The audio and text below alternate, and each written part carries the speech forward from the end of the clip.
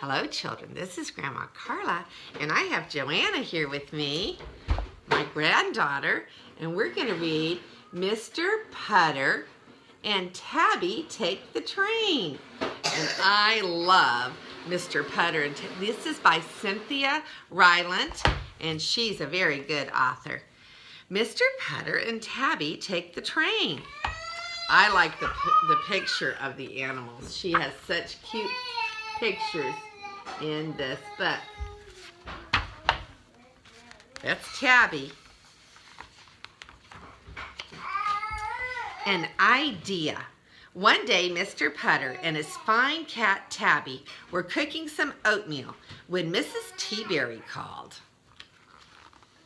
There's Mr. Putter making some oatmeal. And there's the phone ringing. It's Mrs. Teaberry. Mrs. Teaberry was Mr. Putter's friend and neighbor. I have an idea, she told Mr. Putter. As she spoke, her good dog Zeke wagged at Tabby through the window. Tabby and Zeke were friends and neighbors too. Oops. So here is Mrs.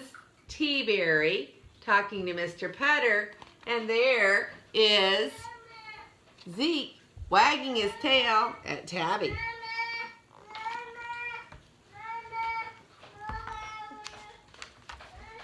Mr. Putter was not sure he wanted to hear Mrs. Teaberry's idea.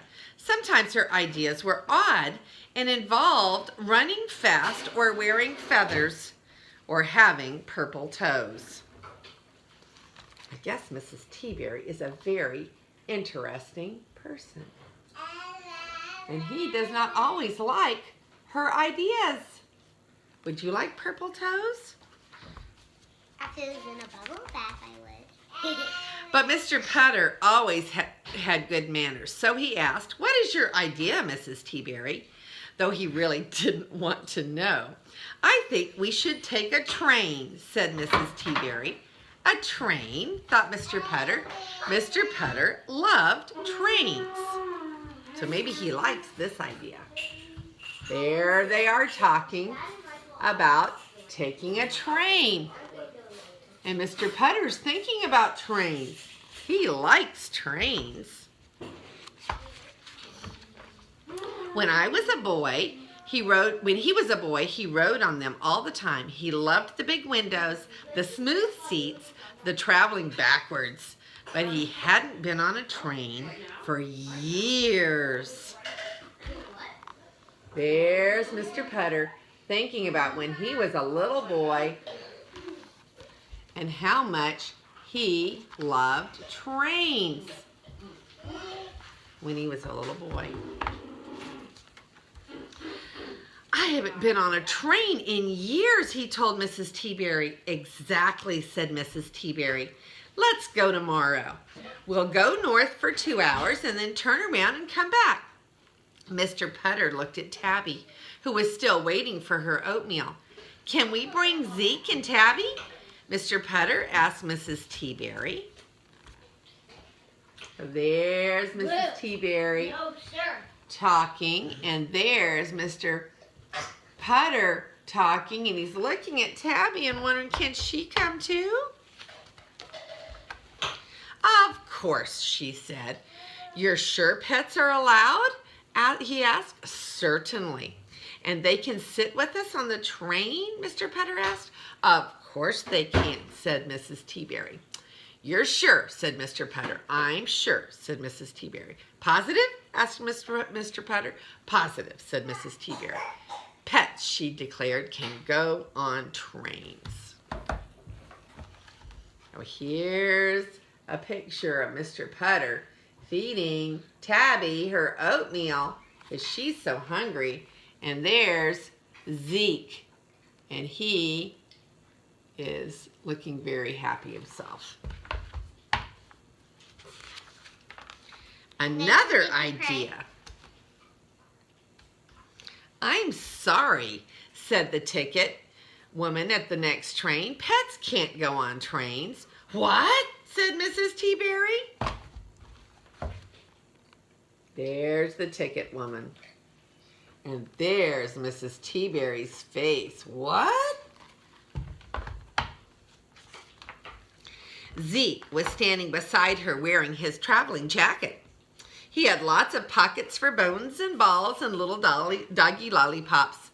Mr. Putter and Tabby stood beside Zeke. They didn't have traveling jackets, just a nice blue blanket for naps.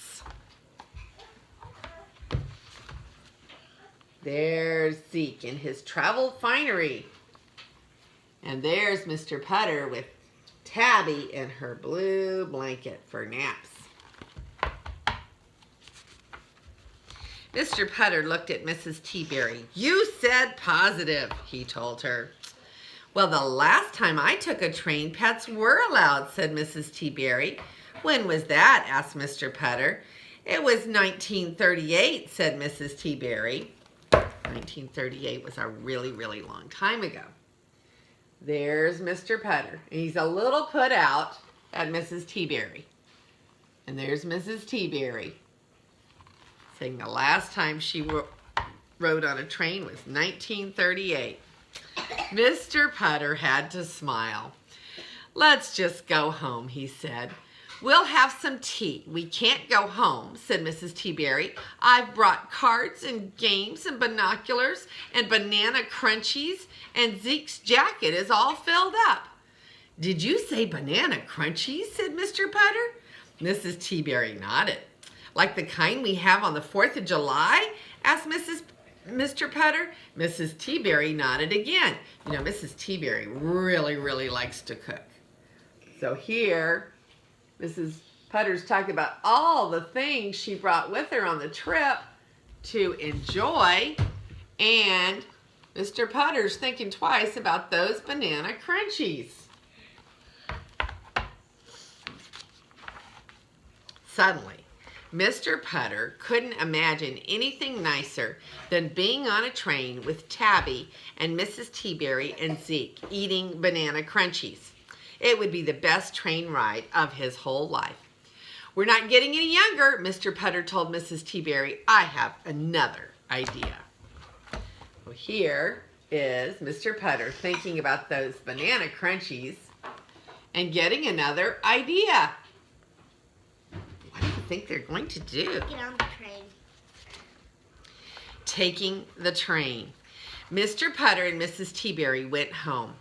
1 hour later, they went back to the station and bought their tickets. I wonder what they did. Here they go home. Here they come back and buy their tickets. Mr. Putter looked a little different this time. This time he had a very lumpy pack on his back. It was full of little holes, and sometimes tiny doggy lollipops fell out.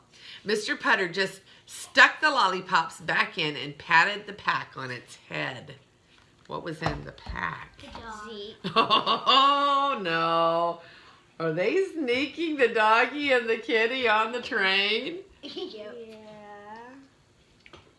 I wonder if the rules said no doggies in backpacks.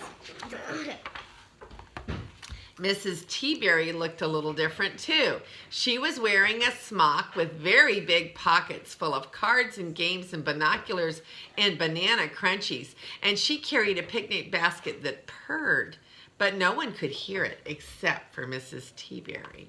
Because it was the cat. It was the cat in the basket.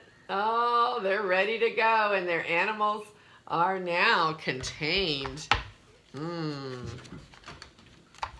The two old friends got on the train and found seats by a big window. The train began to roll.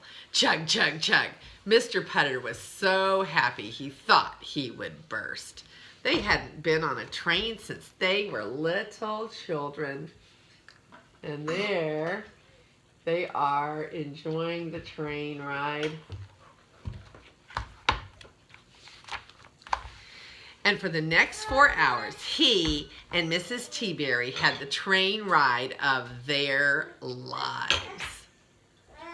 They were enjoying being able to ride along and see out. They went for 2 hours and then turned around. They're going to go for 2 hours back. See all of that scenery. Mom, they weren't allowed to bring pets on the train, but he hid a back. Of course, the backpack decided to crawl under the seat and snore.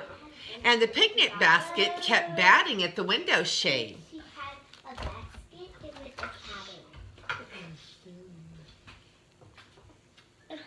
You see the picnic basket and the little paw coming out of the picnic basket? And the backpack was snoring. But Mr. Putter and Mrs. Teaberry just petted them fondly and fed them banana crunchies the whole way. There they are, enjoying their pets and their ride and their company of one another on the best train ride ever. And that is the end of Mr. Putter and Tabby Take a Train.